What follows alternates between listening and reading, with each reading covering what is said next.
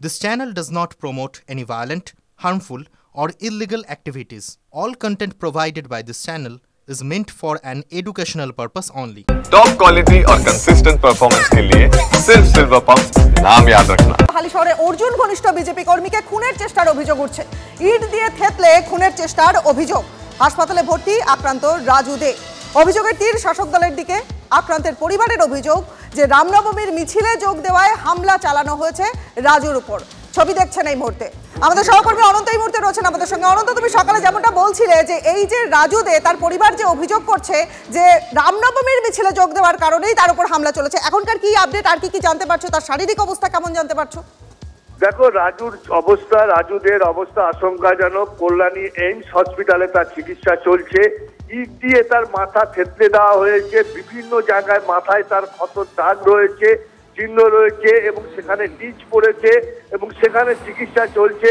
আতঙ্কিত রাজুর পরিবার এবং রাজু এখানকার দীর্ঘদিনের বিজেপির সক্রিয় কর্মী। রামনবমীর মিছিল বার করায় এবং তার বাড়িতে কার্তিক মহারাজ আসার জন্যই রাজুকে মারধর করেছে বলে এমনটাই অভিযোগ রাজুর পরিবারের পক্ষ থেকে। ভীত সন্ত্রস্ত রাজুর পরিবার ক্যামেরার সামনে মুখ খুলতে তারা চাইছেন না। তবে এই ঘটনায় পুলিশ এখনো পর্যন্ত কাউকে গ্রেফতার করেনি। একেবারে বুঝতে পারছি অনন্ত, নজর রাখো। আরো একটা গুরুত্বপূর্ণ খবর, খাস কলকাতাতে বেআইনি নির্মাণের বিরুদ্ধে আওয়াজ তুলে তৃণমূল নেতার রোষে প্রতিবাদী। চারু মার্কেট এলাকাতে প্রতিবাদীকে রাস্তায় ফেলে মেরে নাক মুখ ফাটিয়ে দেওয়ার অভিযোগ রাজু খান নামে এক প্রমোটারের বিরুদ্ধে। অভিযুক্ত প্রমোটার তৃণমূলের সক্রিয় কর্মী, অভিযোগ করছেন বাসিন্দারা। সম্প্রতি টক টু মেয়র অনুষ্ঠানে বেআইনি নির্মাণ নিয়ে অভিযোগ আসে। খতিয়ে দেখে মেয়র বেআইনি নির্মাণ ভাঙার নির্দেশ দেন। ছতলা বাড়ি বানিয়েছে, আনলিগাল মানে বাড়ির পেপার নেই। রাজু খান এলআইসি জায়গা দখল করে এটা বানিয়ে যাবো। আপনি ইন্সপেকশনে গেছিলেন? হ্যাঁ উজ্জ্বল কুমার স্যারের সাথে আমার কথা হয়েছে। ওয়ার্ড কত নম্বর? 89 ওয়ার্ড। বলছিলাম স্যার এই দিনে দিন 5-6টা প্রজেক্টই করেছি, আনলিগাল ভাবেই করে, ইনলিগাল ভাবেই। দেখে না। আর রাজু খান হচ্ছে প্রমোটার, তাই জোরে স্যার দিনের পর দিন কাজ করে চলেছে। কালকে আমরা রোজা রেখেছি, সারা রাত কাজ করেছে বাড়িতে। লোক আজকে সকালে লোক ঢুকে দিচ্ছে। ভাঙিয়ে দিন, যদি ইলিগাল থাকে ভাঙিয়ে দিন, অর্ডার না ভাঙিয়ে দেবেন, ভাঙিয়ে দিন। আর ঠিক এরপরেই অভিযুক্ত রাজু খানের রোষ গিয়ে পড়ে স্থানীয়দের উপর। বিজয় নিয়োগী নামে স্থানীয় বাসিন্দাকে মাটিতে ফেলে মারধর করা হয়। ইতিমধ্যেই থানায় অভিযোগ দায়ের করা হয়েছে।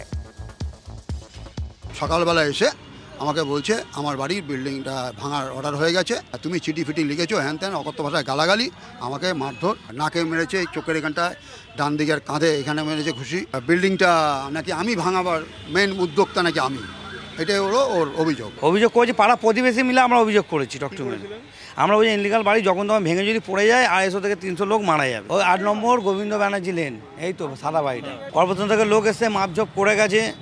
মেয়র সাহেবও বলেছে ইমিডিয়েটটা ভাঙা হবে। বাড়ি নিয়ে অভিযোগ আমরা করেছি বলে এনাকে মার হয়েছে, আমাদের পাইনি, ওনাকে মেরেছে বয়স্ক লোক।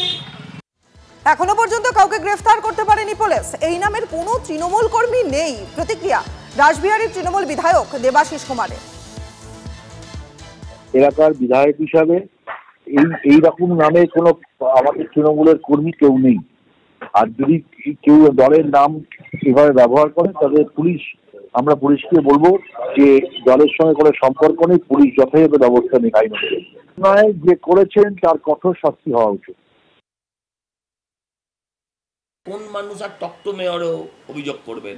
আমি বলছি দায়িত্ব নিয়ে এই ঘটনাটা মেয়র নিজে ঘটিয়েছেন। মেয়র রাজু খানদেরই তো লোক, রাজু খানদেরই জন্য 300 স্কোয়ার ফিটে 3তলা বাড়ির স্যাংশন দিয়েছেন। রাজু খানদের জন্যই মেয়র ওই আপনার কি বলে এই জমিগুলোকে আপনার বস্তি ঠিকা জমিগুলোকে প্রমোটিং এর অর্ডার দিচ্ছেন রাজু খানদের জন্য, অন্য কারোর জন্য না। এবার এত ফোন আসে মেয়রের কাছে, টক টু মেয়রে, এবং উনি করতে কিছুই পারেন না। ক্যাচকলা প্রত্যেক দিন ওই শুক্রবার না শনিবার। আমার বক্তব্য হচ্ছে সেটা যাতে আর লোকে বেশি ফোন না করে, সেই জন্য উনি নিজেই মার খাইয়েছেন। মানসিক ভারসাম্যহীন তরুণীকে ধর্ষণের অভিযোগ, গ্রেফতার গৃহশিক্ষক। বাগুইহাটির রবীন্দ্রপল্লী এলাকার ঘটনা। খাবারের প্রলোভন দেখিয়ে মানসিক ভারসাম্যহীন তরুণীকে ধর্ষণের অভিযোগ। পরিবারের অভিযোগের ভিত্তিতে গ্রেফতার গৃহশিক্ষক কৌশিক ভট্টাচার্য। হাসনাবাদে তরুণীকে তুলে নিয়ে গিয়ে গণধর্ষণের অভিযোগ। ব্যাংকের কাজ সেরে বাড়ি ফেরার পথে ধর্ষণের শিকার। সূত্রের খবর, বাড়ি ফিরিয়ে দেওয়ার অছিলায় জোর করে তরুণীকে অন্যত্র নিয়ে যায় স্থানীয় এক যুবক।